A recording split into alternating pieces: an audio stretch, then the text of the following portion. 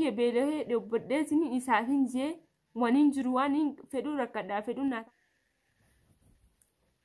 Assalamu alaikum warahmatullahi wabarakatuh. Daawwattoota fi kabajamtoota Rozaatu hundi keessanuu nagaan kiyya qilleensarraan kan onni raamadde isin haa ga'u isin jecha baay'een isin jaaladha baay'een isin kabaja hunduma keessanuu naaf jiraadha osoo amantiif kutaa hin jenne guutuu keessanuu Oromootiyaa isin jaaladha.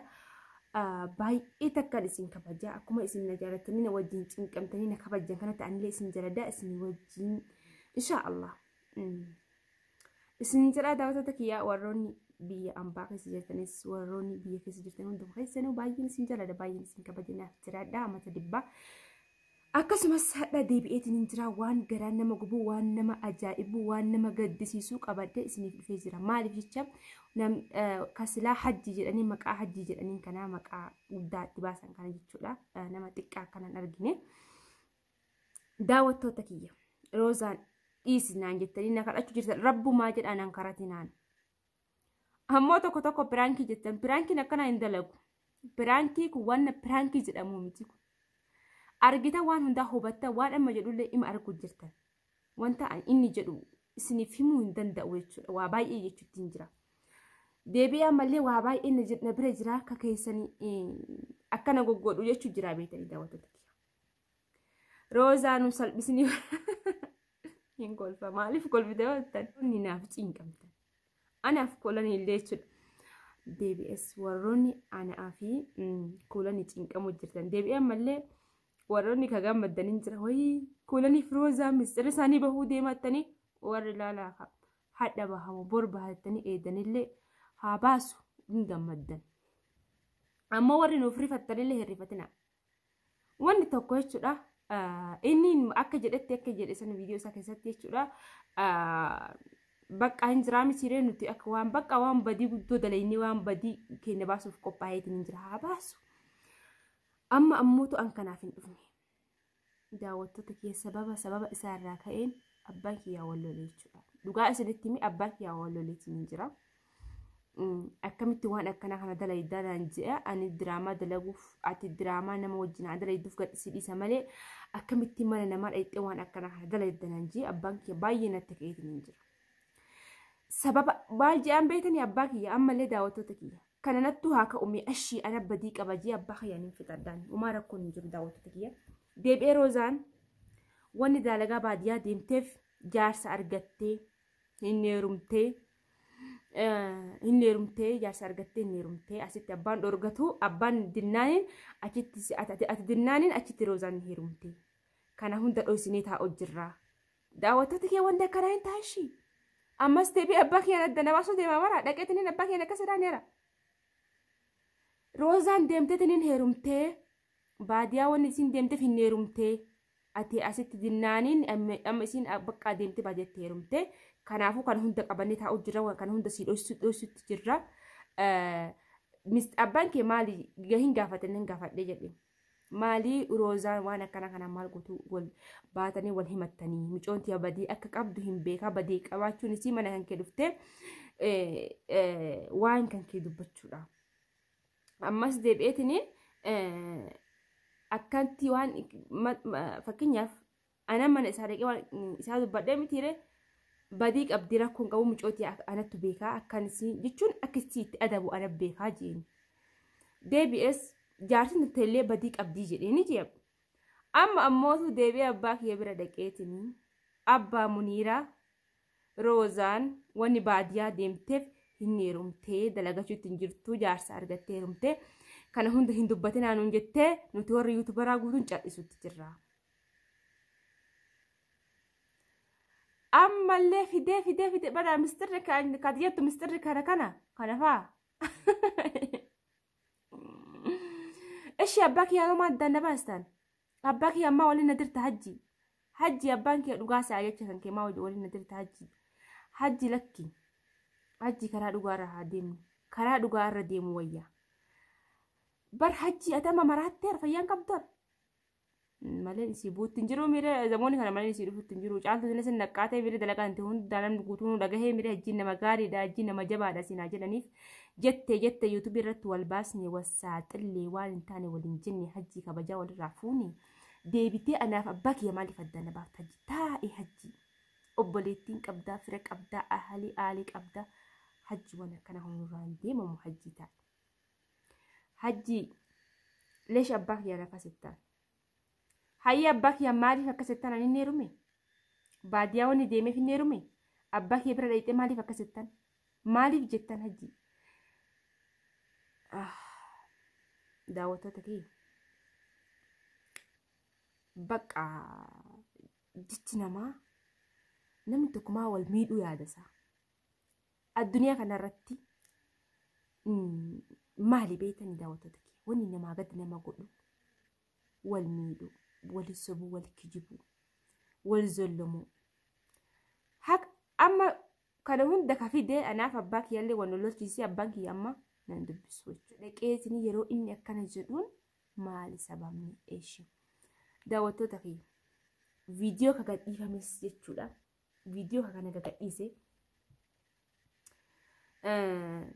jalqaba isa nu waan akkana dubbanne hin dubbanne caaltuun yeroo hedduu bilbiltee nutti himatte jechuudha ana waan nama kana keessa galu baay'een sodaadhaan kanneen ani sodaadhu nan qattu nan jettee muniira akkanaatti anaa fi hajjii wal lolutti jirraa dhalaa ambaa irratti argaa yeroo hundaa hajjiin bakka akkanaa dhaqaa bakka hin taane dhoolaa naan jedhanii jette ishii kanaas jaatisanii kana gorsine kanaas isinumma kana mee falanuudha attatu nuti deemaa olti nu bilbilaa olti anaaf kuleen ture numa sodaana ishii namni kun tokko nama dogongorsiisa yeroo isin dhuftetiniin mana nu yaamtee kootara dafaatiniin hin jettee nu yaamteetiniin jettee jaarsa isii mana nutti hamatte ishii isin gowwaadha gowwa horii baqaraa bira kunneesii homaa rakkoon hin jiru horii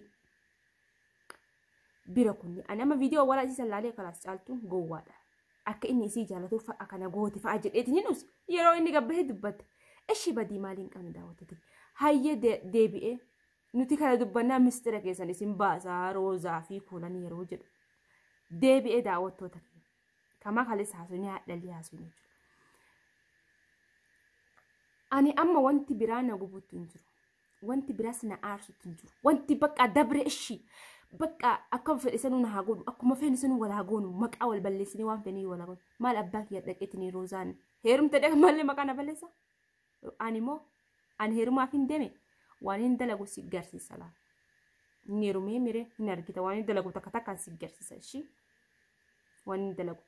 Ani yoo dhabe jaarsa dhabeeti miti wanni abbaa kiyya dhukadhe abbaa qaba abbaan qabu na seete abbaa dhaben seete wanni roozaa hin heerumte YouTube irra abbaa kiyya bira dhaqxee hin himtuuf. Kana hunda qabannee fi taa'u jirraa micoota isan qabannee taa'u jirraa obsinee fi taa'utti jirraa hin dubbatinaa jettee nu kadhattee nuti qaataa dhageenyeetiin hin jirraa isinillee nutti himteetiin jirti waadaa nu galchite heeruma akkasii yoo hin heerume maaltu si galchi abbaa kiyya dho'iseetiin hin heerumaan abbaa kiyya dhalatti hin heeruma mistira biraallee hin qabdi mistira biraa hoo maalimi kan qabu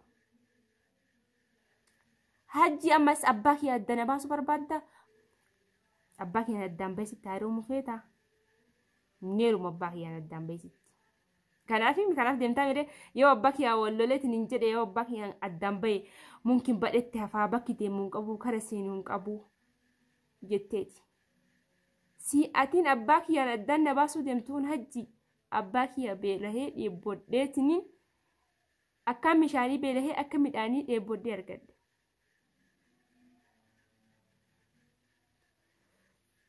Kanidha abbaa kiyya roozaan heerumtee baadiyaa deemteettuun abbaa kiyya beelahee dheebodheetiniin isaatiin jee waniin jiru waan fedhuu rakkadhaa fedhuu naataatii fedhuu naa dabdii biyya kana dhufeef abbaa kiyyaaf. Deebitee ati roozaan abbaa roozaan deemtee wanni ittiin abbaa kiyya maal gochuu abbaa kiyya na baasa addaan na baasta abbaan kiyya immoo dhugumaan si'a.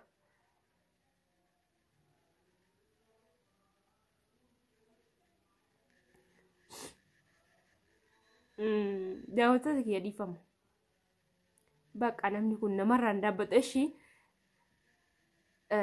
yeroo baay'ee maaliif keessattuu nuti warra dubartootaa kun hin sobamnu sobabuun qabna. Ammas deebi'ee akka hajjiin haddade kanatti dhalaa mistira keessan baasadhee nu haddadu kanatti dhalaa meeqaa ka dogongoranii suuraa dhufii dhiiratti erganiitiin hin jedhan akka isin hin haddanne barumsa isiniif haa ta'u asuma keessattuu dhalaan feete jechuudha. Suuraa keessan itti ergitanii guyyaa lama olii ga'oofan guyyaa sadii olii ga'oo guyyaa afur maqaan isin bada. Achi booda dhiiraaf jettanii mataa gadi qabattanii akka dhiirti isin hin haddanne. Hajjiin yookaan isin ammoo suuraa isaanii fa'aa gadhiisuu deemaa yookaan viidiyoo fa'aa jettanii eeggachuu jirtan. Fedhu gadhiisaa, fedhu suuraa kenna gadhiisaa, fedhu viidiyoo kenna qabaannaa, fedhu suuraa kenna waan fedhe qabaatee gadhiisaa. Isin warri dhalaa hin gowwoomina. Dhiirti kanaan isin haddattee akka mallaqas isinirraa nyaanna. Mallaqa isinirraa isaan nyaata san miskiina qarqaara. Gad haadhiisu dhiirummaa qabaattu gadhiisi jedhaani garuu isallee irraa kafalattan yoo namummaa sammuu qabaattan sammuun dhalaa isiniin mooyetin. Kanaafuu hajji ati hadha abbaa kiyyaan akkana nagooteemi waniin angassii baasu bor eeggadhu. Boruu tana waniin angassii baasu an abbaan kiyyan dhalchine ishii siifin cal'ise malee hajji nama sisee dhiira siseetiin siif cal'ise. Borna eeggadhu sa'aatii kanatti. Sa'a kanatti borna eeggadhu. Okay? Waan naan jette hin dagatte waan naan jette hin dagatte na fakkaata. Eeggadhu bor sa'a kana eeggadhu. Nama taanaan maal gootu abbaa kiyyaa roozaan hin heerumtetti abbaa kiyyaa waan dhabsiista. Ani abbaa kiyyaa jechuun abbaa kiyya dhabuudha lubbuutti dhabuudha naa cala.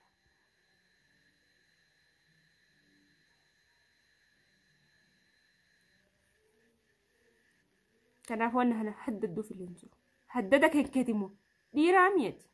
Suura kee qullaamu ka'ee si ergaa hundaa'uma si ergaa waasaap irra ka'ee si ergaa suura kee ka'ee si ergaa gaddiifatta ishii. Maal fa'aa feetamee maal fa'aa si barbaachisa gaddiifatta. Wanni ati mistira isaanii gabbaasun kana dhaltee ati gumaataan nama komatti jette Oromoo. Daawwattoota deemee dhiifaman irra taa'u. Dhiifama guddaa. Tikii assalaamu alaikum warahmatullahi wabarakatuh. Hajji na eeggadhu borsaa kana waan si dhufuuf qabaddee ishii na eeggadhu. Ofiina xuuxxi ofiina barbaadde.